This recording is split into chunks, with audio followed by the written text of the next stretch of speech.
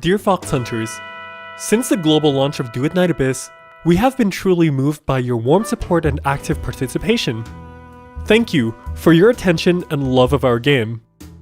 At the same time, we are fully aware that the global launch has fallen short in many aspects and failed to deliver the ideal experience you deserve. For this, we sincerely apologize.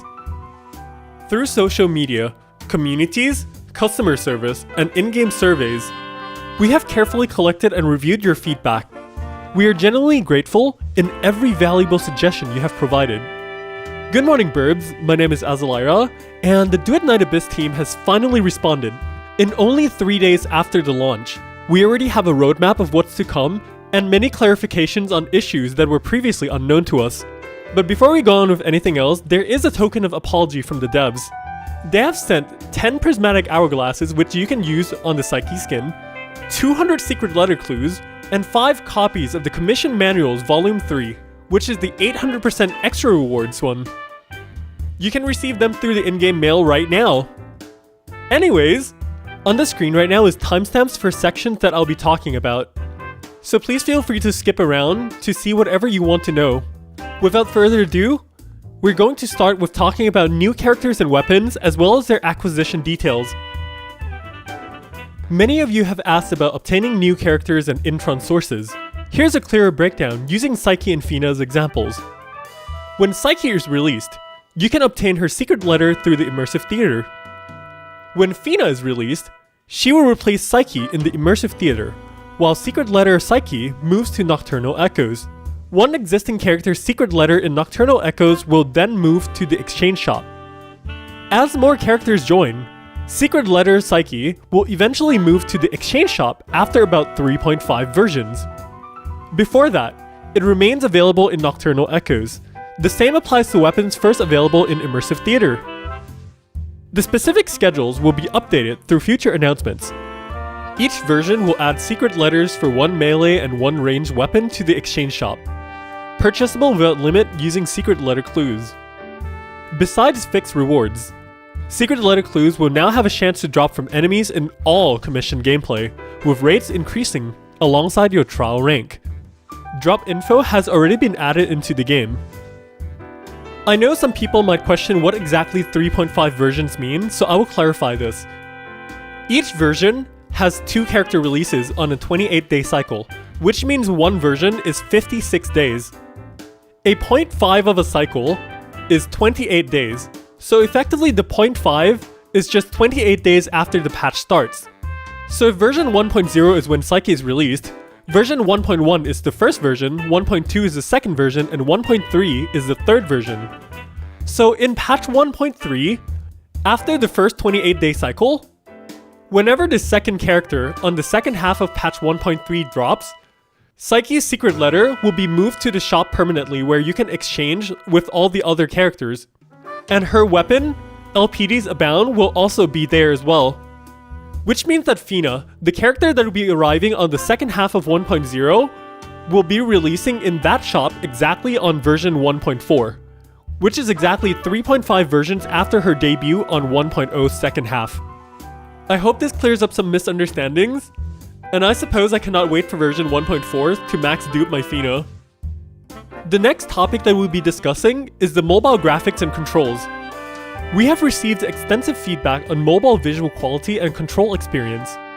After internal review, we plan to roll out the following optimizations. Number 1 is the optimizations that will be in by the end of November, which is to improve dynamic resolution, specifically enhancing clarity in the Armory interface via an online update. Number 2 will be in the next client update later, with details to be announced via official channels, which is the enlargement of UI text that is currently too small on mobile, adjust the Helix Sleep button on mobile by adding an additional Helix Sleep button, enhance anti-aliasing and rendering resolutions for better graphics, optimize the Ice Lake scene to reduce lag, improve character lighting, texture precision, and material quality, upgrade scene lighting and material rendering, and add texture types. From myself streaming the game and listening to a lot of you guys' chats and comments, I understand that mobile players are having a rough time right now, But at the very least, there are some silver linings in that we do have a little bit of a roadmap now of what's going on and how they're going to fix things and when. I think the when is the most important part. For example, if you're apprehensive of playing Duet Night Abyss on mobile, maybe wait until the end of November after the update already drops. By then, I'm pretty sure a lot of the game issues will already have been fixed, and you should probably have a much better time starting off then. Which then leads to our next section, which is the other key topics. The number one biggest issue is the server quote-unquote looping issues. This is the bug where many people would just be like consistently loading something, whether it be like the server thing, the spinny looping thing. Anyways, it says here that after launch, some servers experience recurring looping and lag. A fix was deployed during the evening of October 28th, and we will continue to monitor network stability. Number 2 is delayed purchases. Some users reported that they are not receiving their purchased items immediately. We've issued missing items via the backend, so if you haven't received yours, please contact our customer service.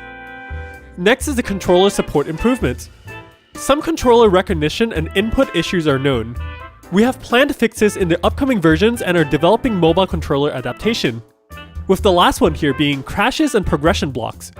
We are aware of reports concerning crashes, update failures, stuck quests, co-op lag, and missing guides. Some issues have been fixed. Please refer to the in-game patch notes. Others are still being traced and will be resolved gradually. Affected players may contact our customer support here in this link, which I'll also be linking in the description below. Lastly, they have added some items to the Phoxene shop, which they'll continue to monitor the feedback regarding the shop's offerings. This will be the Commission Manual Volume 2, which is 200% extra rewards, now purchasable in the shop for 30 Phoxenes with a weekly purchase limit of 12. So 360 total for 12 of the plus 200% rewards. Which is really useful, by the way, because these are normally only available very sparingly throughout like events or something like that, or the battle pass, in which while we do get 30 per day of the 100s, at least it's kind of nice having another source of it, so I think it's okay. So yeah, overall, is the game like not perfect on launch? Yes. Are there many issues? Yes. But do the devs take accountability and is working really hard to respawn and fix everything as soon as they can? Also yes. And I genuinely commend them for both the communication, transparency, as well as taking accountability into their own hands. They're doing everything they can to reassure the players and is working as fast as they could to fix up a lot of the issues. The closing section here reads, as Pan Studios' first globally released self-developed game, Duet Night Abyss still has much to improve. Our team is already working on the most criticized issues with a clear goal: to quickly fix global launch problems while preparing for richer future content. We will continue gathering feedback and use the Luno's bulletin to keep you updated on the optimizations and new developments. Our heartfelt hope is to grow together with you, Fox Hunters, and to deliver more engaging and polished experiences in the future. Thank you once again for your ongoing support. From the Duet Night Abyss team. Now, personally for me, I am genuinely really enjoying the game.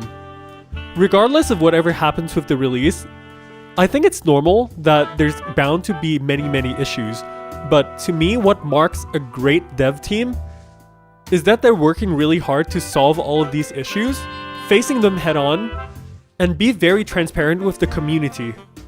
I do have a lot of respect for the dev team, and I can only wish them the best of luck for everything, all their endeavors, all their everything in the future, because this is such a fun game and fun experience that I'm having right now, and it's not something I want to let go so easily. So yeah, best of luck to all the devs, and for everyone who watched towards the end here, thank you so much for taking your time. Take care of yourselves, and take ease knowing that the dev teams are really on top of everything. So with that said, let's hold our heads up high and don't forget to smile! I'll see you very soon.